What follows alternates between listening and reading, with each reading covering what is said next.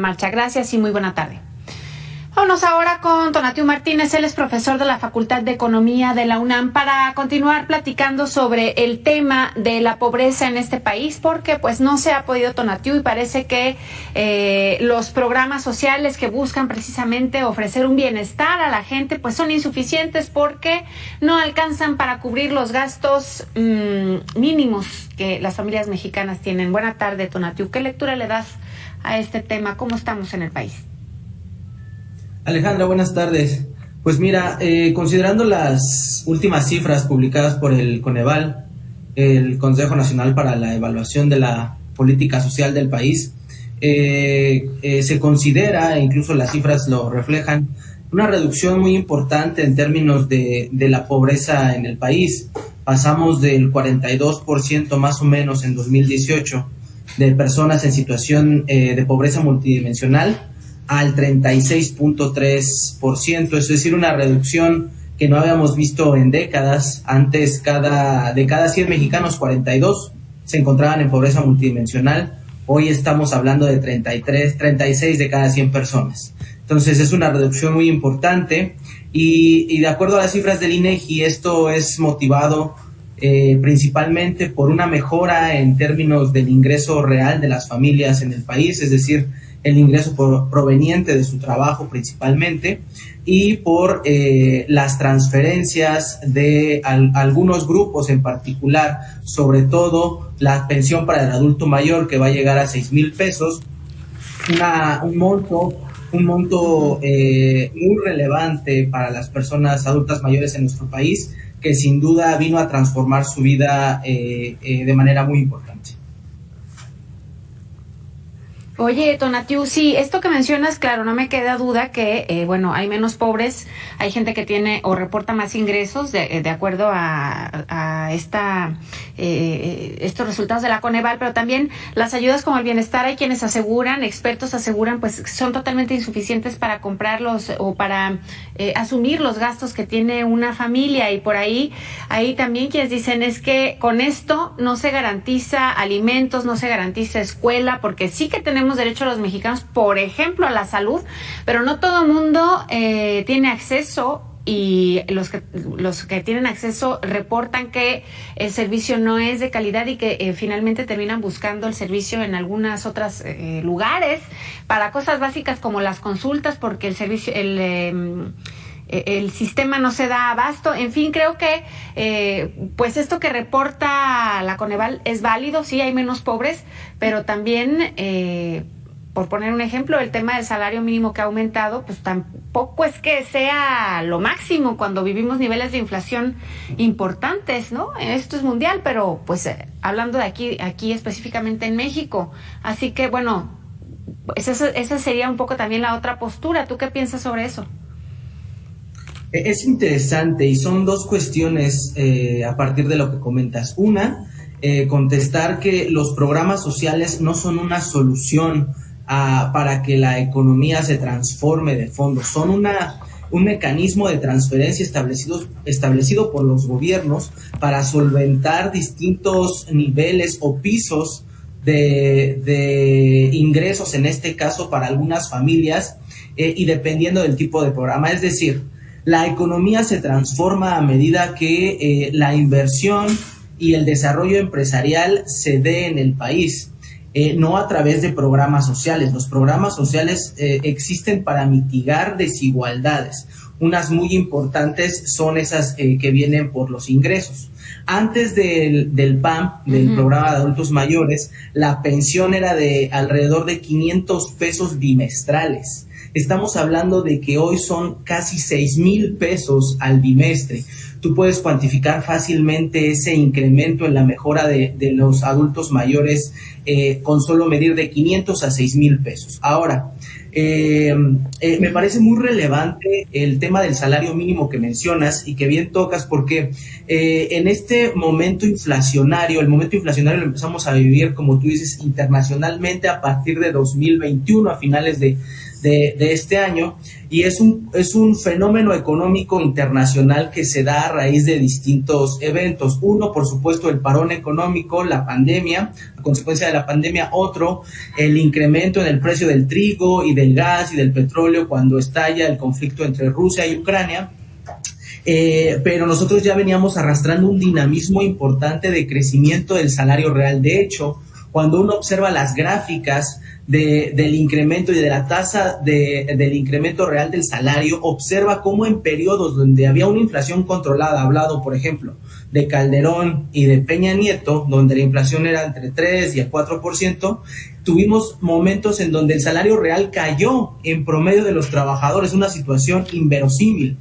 El beneficio que tuvimos a partir de 2018 con el incremento al salario mínimo empujó de una buena forma el resto de los salarios de la economía, y eso hizo que amortiguáramos el golpe inflacionario. De hecho, las últimas cifras, las publicadas por el Instituto Mexicano del Seguro Social, nos hablan de que en términos reales, ya descontando la inflación, el incremento al salario mínimo del último periodo fue de alrededor del 10%, del salario promedio, no del mínimo, del salario promedio de todos los trabajadores que cotizan en el Instituto Mexicano del Seguro Social. Entonces, esta política de mejorar los salarios fue un amortiguador importante para los trabajadores. Entonces, una cosa es trabajar con programas sociales, igualdades, por ejemplo, de ingresos. Otra cosa es motivar el crecimiento económico a través de inversiones importantes, por ejemplo, a través de dejar de importar gasolina y tener asegurada la soberanía energética con las nuevas, por ejemplo, la refinería Olmeca,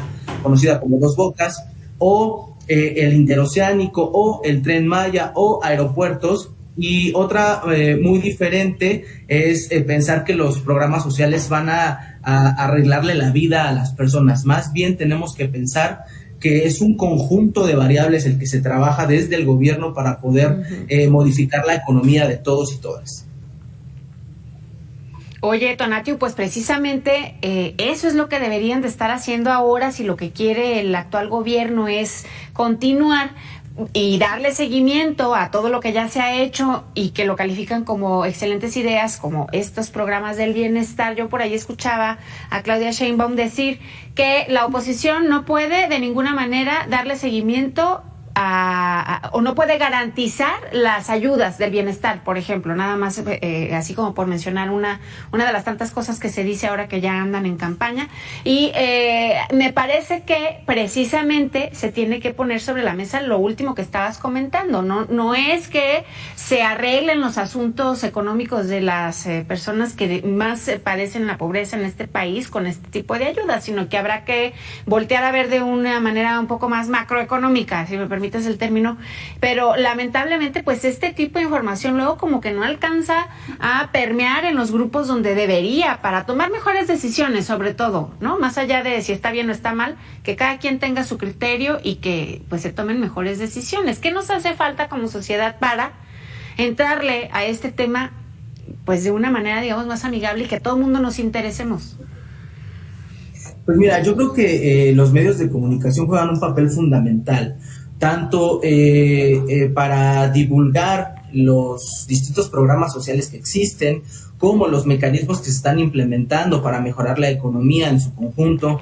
Y de una u otra forma yo creo que la sociedad está percibiendo y está aceptando de buena forma, no diría aceptando, diría más bien está ratificando los buenos resultados económicos, y eso lo podemos ver en términos de los estados y las elecciones que se han llevado a cabo recientemente, cómo ha habido una suerte de ola guinda desde 2018, si me permites el término. Hasta 2015 el partido en el poder no tenía ninguna gobernatura, iniciaba su proceso, ¿no?, de elecciones, se iba por algún municipio, por otro estado, iba participando, y del 2018 a la fecha el partido en el poder tiene alrededor de 22 estados, 23 estados, ya sumando a sus aliados. Entonces, el voto de los ciudadanos me parece que es una ratificación de los buenos resultados que estamos viendo. Para no ir más lejos, el incremento en el ingreso laboral que estamos viendo actualmente no tiene parangón. Estamos hablando de que la situación económica, a pesar de la pandemia, a pesar de la inflación, sigue siendo positiva, y yo creo que esa situación está siendo validada por mexicanas y mexicanos a través de su voto. Sí hace falta aterrizar mucho más cosas, informar de manera más efectiva, no lo dudo, no me cabe la menor duda en ese caso, pero creo que hay una respuesta de la sociedad muy positiva a las políticas actuales, al menos así el voto lo está decretando. Oye, Tonatiuh, aunque hay quienes aseguran que el tema de los ingresos que se ha visto incrementado, pues también obedece al tema de la informalidad, ¿no? Porque sobre todo cuando el COVID-19, pues tuvimos problemas con el tema de la generación de empleos al revés. Muchas empresas tuvieron que cerrar, en fin, y tal vez esto también, el repunte, digamos, obedece a que se cerraron algunas empresas en COVID, que ahora estamos en crecimiento, y que también es cierto, México, pues una gran cantidad de personas, incluso como segundo ingreso, lo obtienen de manera informal. Y por otro lado, el tema de las remesas, que también llama muchísimo la atención, y que luego por ahí nos alegramos de ser un país que recibe muchas remesas, pues esto también habla de una falta de aseguramiento de oportunidades. Y esto obliga a las personas a que vayan y busquen una oportunidad de vida mejor, y de ahí las remesas. ¿Tú qué piensas sobre esto? Mira, las remesas es un tema muy interesante.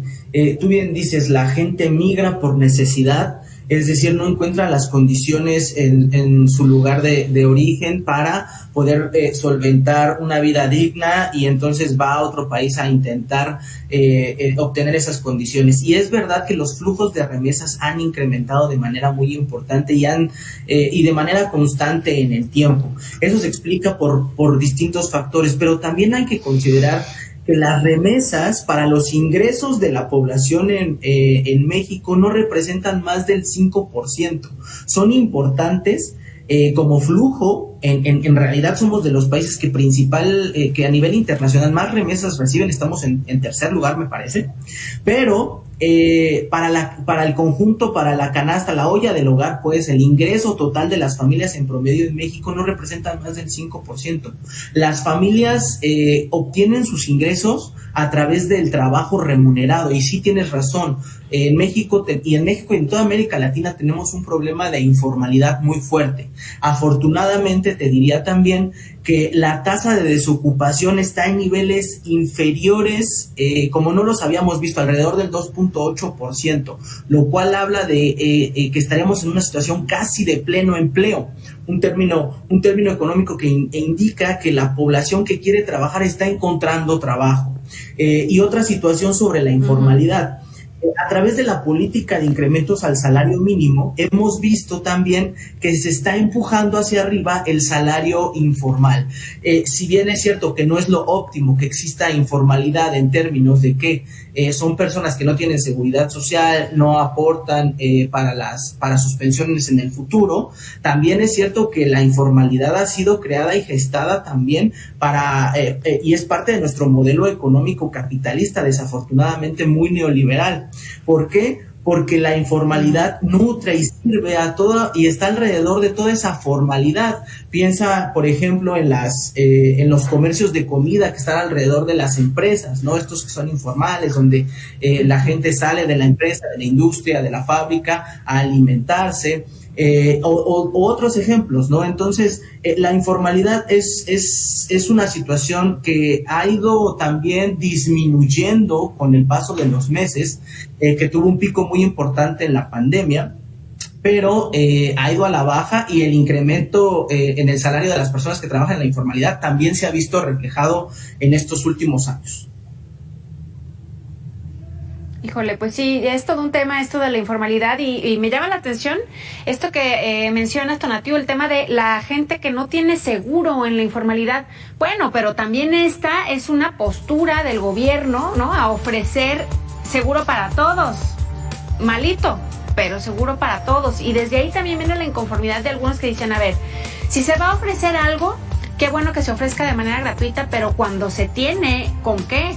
Porque ahí están los papás de los niños que tienen cáncer, que pues ya tenemos algunos años incluso que no pueden terminar un tratamiento porque pues les es imposible acceder a través de salud gratuita a ellos, ¿no?